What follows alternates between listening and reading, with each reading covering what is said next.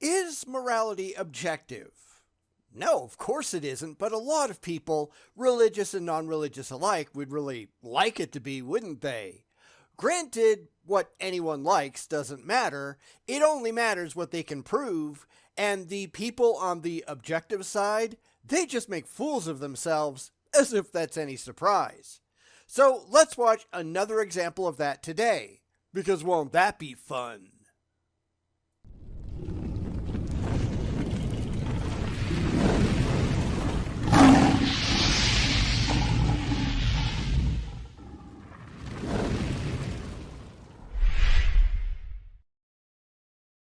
Let's take on morality again from a channel called Seeker's Tavern, and if this is what seeking looks like, maybe you need to just sober up.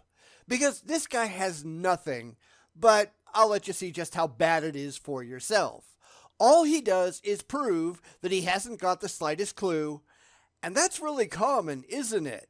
Like it or not, morality is entirely subjective, and people need to grow up and learn to deal.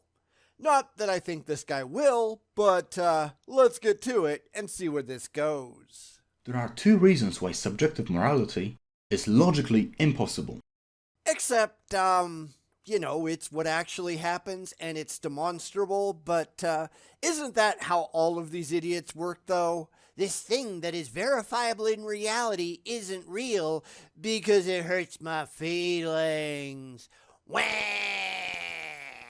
That's the basis for religion and a lot of other crazy stuff too, isn't it? These people need to learn to deal. Granted, they don't want to because feelings mean more to them than the facts do, but then again, look at who we're talking about, right? So let's get to his reasons, because I don't think they're going to be as convincing as he seems to think that they are. In fact, I figure they're going to be pretty dumb. But hey, let's go look and see, shall we? We could be wrong, I guess. First of all, let's assume that morality really is subjective. We don't have to assume anything. It demonstrably is. So let's get some definitions out of the way up front, something that I would be really surprised if he'd do, but hey, we're not him, luckily. Objective. Let's start there. It means not influenced by personal feelings or opinions in considering and representing facts. It means that in order for it to be objective, it has to be something entirely beyond any intelligent mind's ability to influence or change. It needs to be like gravity, let's say. You don't have any control over gravity. It is what it is, and your wishes and your dreams mean absolutely nothing. In contrast, subjective means based on or influenced by personal feelings, tastes, or opinions. Like morality. Because demonstrably, that's what's going on. Everyone has their own view of what morality is. You cannot name a single moral precept that has ever been universally followed across time and throughout the world. That is the very definition of subjectivity. So he's just wrong. Color me shocked. So we can pick anything we want to be our highest good. Sure, we could do that. In fact, people demonstrably do, and other people choose something else, proving once again just how subjective it all is. It's like these people don't know what these words mean. That's why most of these discussions go absolutely nowhere, because you get two sides just talking past each other, which is why I started with the definition of the terms. If you can't agree on a common definition, then the entire discussion is completely meaningless, which pretty much describes talking to the religious, doesn't it? So I've done my part. Let's see if he can do his. I wouldn't be holding my breath. It could be eating cake, it could be, I don't know, going to the gym, it could be doing charity work, or it could be killing somebody. Doesn't matter, because it's all subjective, right? I guess, at least as far as that goes. Whatever internal goal that you happen to have for your life, and seriously, those were all pretty silly, but hey, you do you, right? But here's where he's going to go wrong. Just because you have an internal subjective goal in life, that doesn't mean that you're actually going to be able to do it, at least without consequence. We are a social species. We need others, and therefore we require social standards and a collective agreement in order to survive. So just because you really want to do a thing, that doesn't mean that said thing is going to be socially acceptable to others, or that others can't force you not to do that thing, or if you do, that your life might not be made miserable as a response to your actions. It's all still subjective, but that doesn't mean that people can't force you to act in a socially prescribed way if you want to remain a free and reasonably happy individual and part of that society. Welcome to the real world. So we can just pick whatever we want. So what happens now? Now, you go out into the real world and the situation plays out as it does, with your internal subjective moral framework coming into contact with the overall collective social rules that the society in which you live has come up with and has decided that it's going to enforce. And you might say, well, that's not fair. Yeah, that's not fair. Get over it. That doesn't mean anything. It doesn't make it any less subjective. Humans came up with the rules, making them subjective. That doesn't mean that they don't get to enforce them however they choose.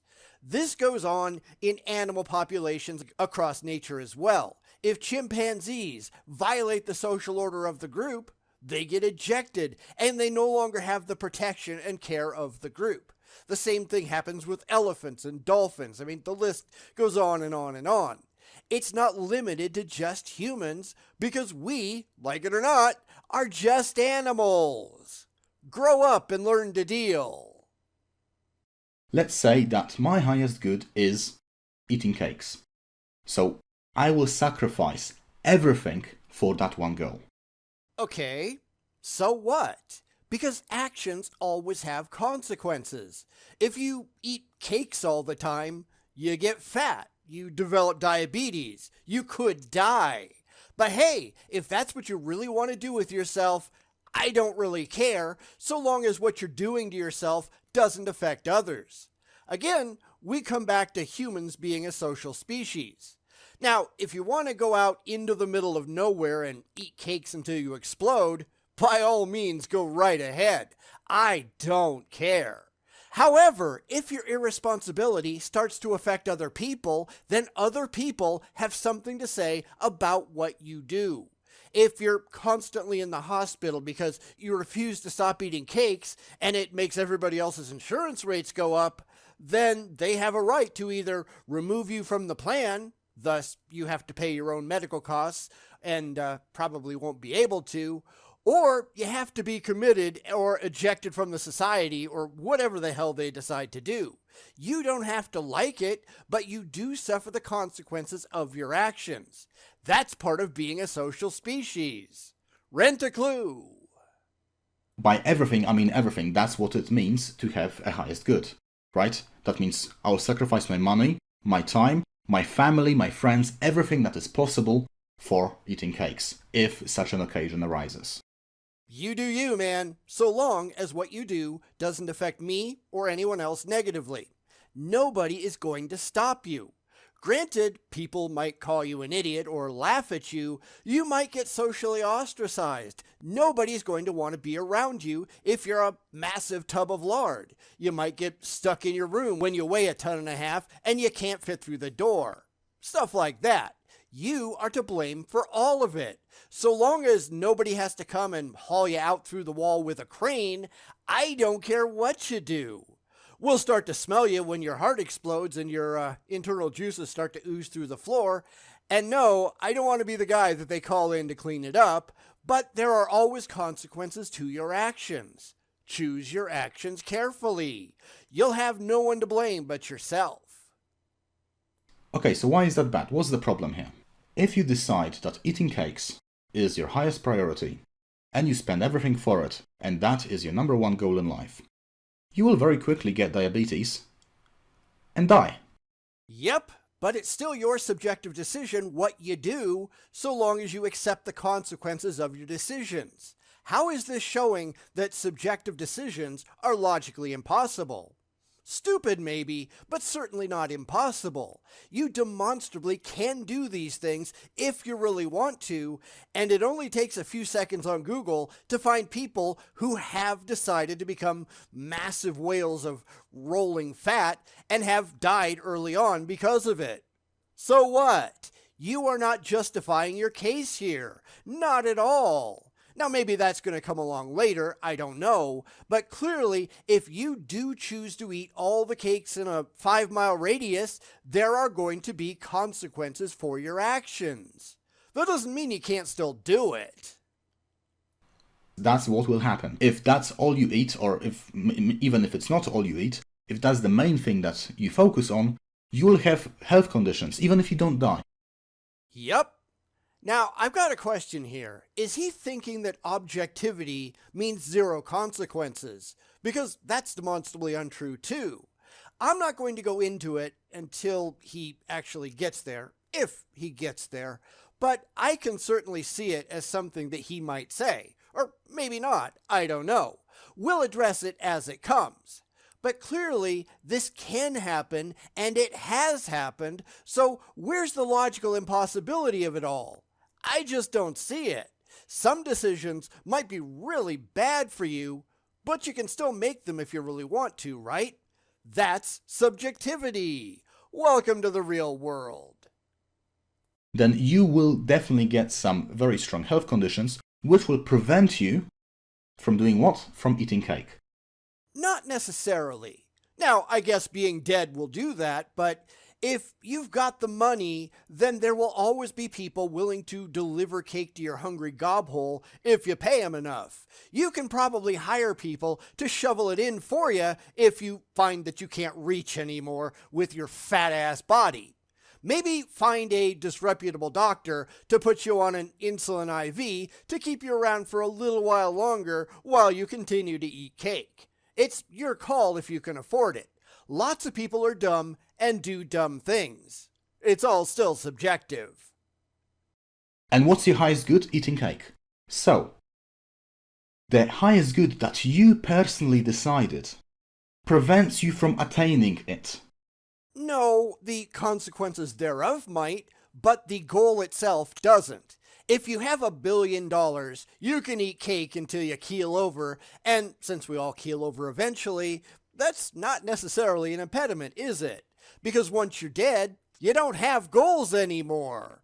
Or is that something he hadn't thought of? I bet it's something he hadn't thought of. Let me know in the comments what you think. It's self-contradictory. Your highest good becomes your number one enemy over time. Because all actions have consequences. You can be self-destructive. That doesn't mean that it's impossible that you are, because clearly you can do that. This is really where I don't think these people have the slightest clue what the hell they're talking about. This thing is impossible. But you can do it. No, it's impossible. I don't think you know what these words mean. He's essentially saying that he thinks it's a bad idea. Okay, fine. I agree. In excess, eating cakes all the time is a bad idea.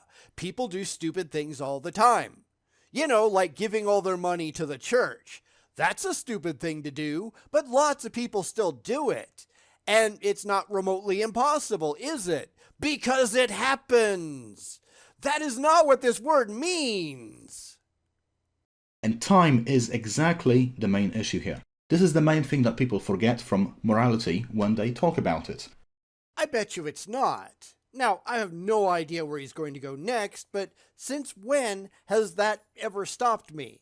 Because he's likely making some entirely subjective assessments about morality and life itself here, and that just harms his case, doesn't it?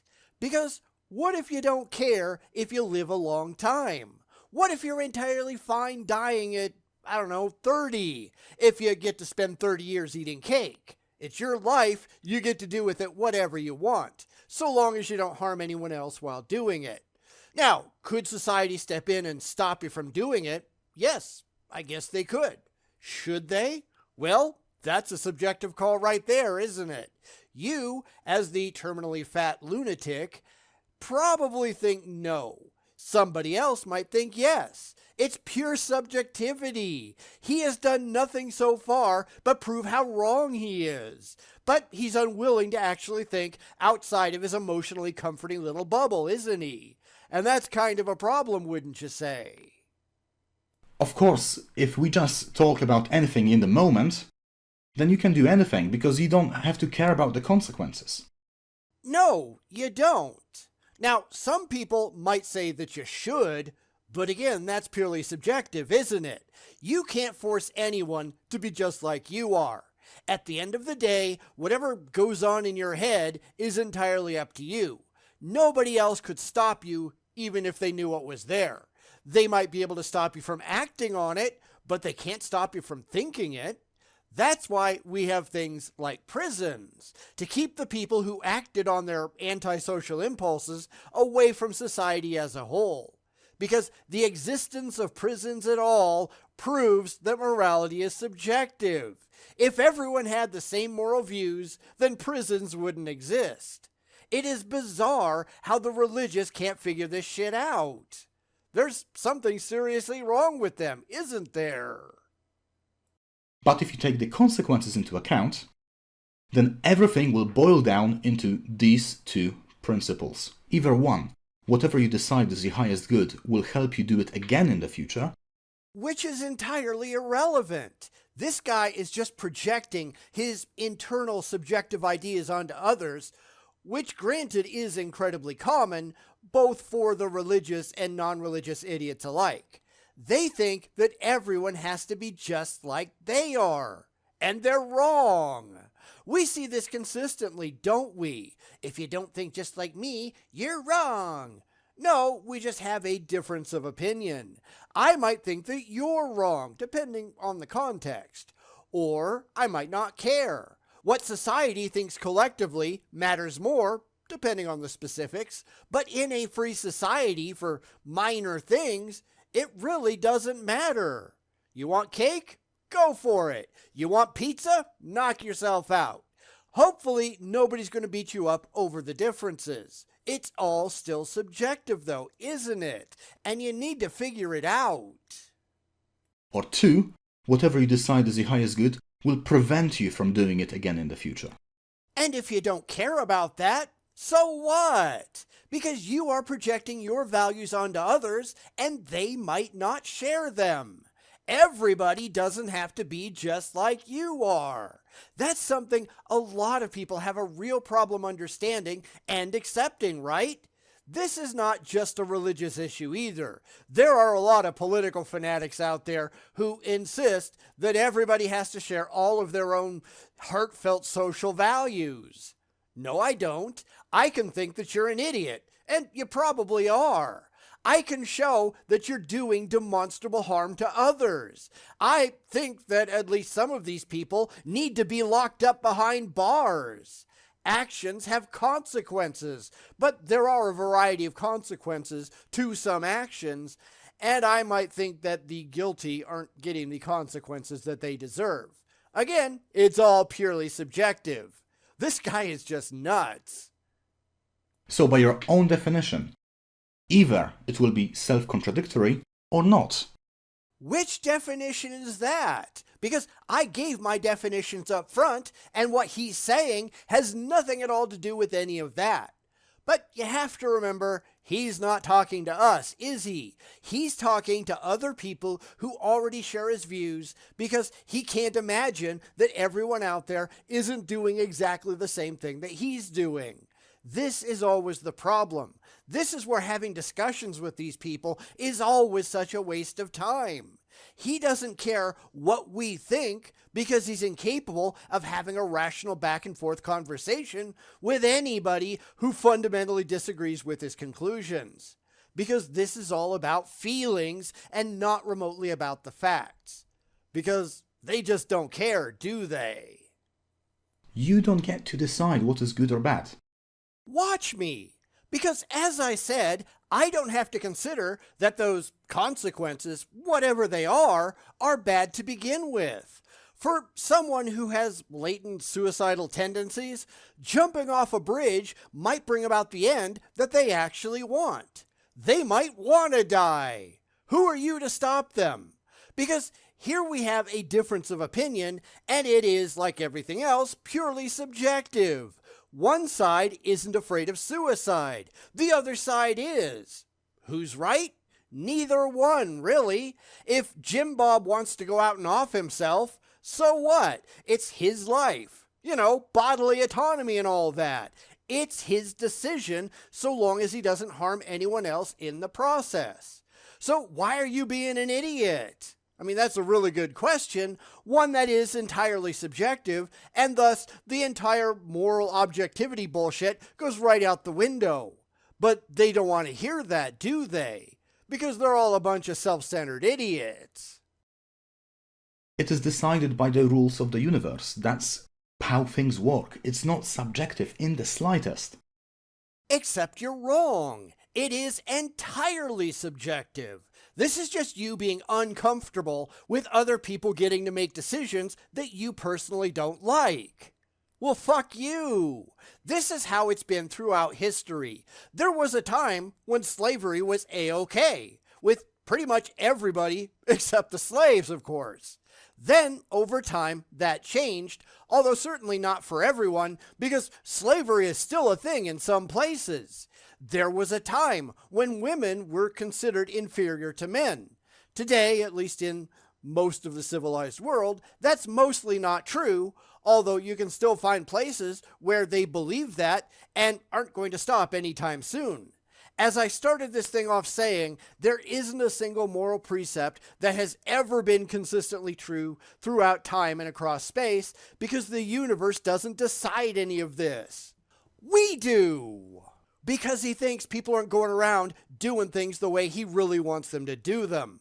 Because he's an idiot, and that is not remotely a surprise. And if you don't believe me, just try it. Pick a random, completely random value, place it above all other values, make it your highest value, and see how it goes over time. People do that all the time. At the moment, my highest value is making fun of you because you're just a ridiculous dipshit. When I'm done writing this video, my highest value is going to be something else. Why? Because it's all subjective. In fact, the very idea that he suggested proves it. If you can choose your highest value at all, then it has to be subjective, doesn't it? Nobody else has to like it. Nobody else has to approve. But you can still do it, can't you? And this goes across the board. You find a lot of secular humanists who will say that the goal has to be human well-being. Well, what if I don't want it to be? What if I don't agree? Then they get mad at you because they insist that everyone has to be just like they are.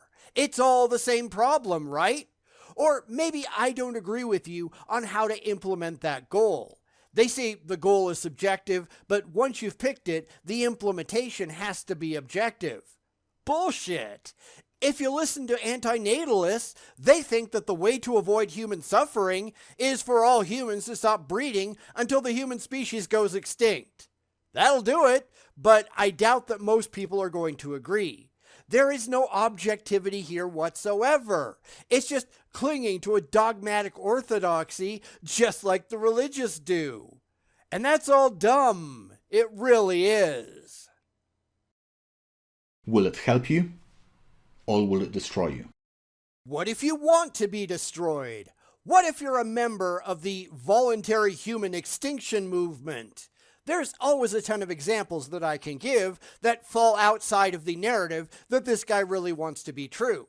And of course, he will simply dismiss those people as crazy because he's only after people who agree with him, just like a lot of the more extreme secular humanists will do the same thing. And that's why I'm not part of either group, because I think they're all nuts. It will do one of those two things, which is why there is good and there is evil. Only in your tiny little mind. And you have come to these labels entirely subjectively because you happen to like one and not the other. He's just proving what an idiot he is, right? That's how all of this works. That's why moral objectivity is a nonsensical idea, because it has to assume consistency where there simply isn't any. This is all about emotional comfort, not demonstrable fact. And where have we heard that one before? In case you are wondering if there is a middle ground between an idea being self-promoting or self-defeating, there isn't. The reason why is basically entropy. So I'm going to finish up this part and stop for the week before we get to his next part, or this is going to get really long. At least he marked it on his timeline, what I am assuming is the end of one and the beginning of the other, because once again, he has said so much stupid nonsense that I've had to pause every couple of words just to debunk it. This is an incredibly common thing, again, not just with the religious, but with fanatics of all stripes. If you can't independently, verifiably show that your ideas are true outside of your own head, then it's just some shit that you happen to like and means nothing to anyone else. It isn't actually true, but they're not really concerned about that, are they? I wonder why.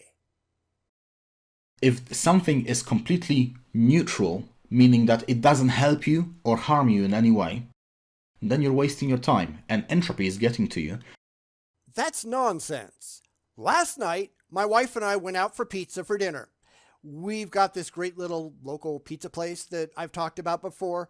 They know us. We just walk in, sit down, and they just bring us our food. We don't even have to order because we have the same thing every single time.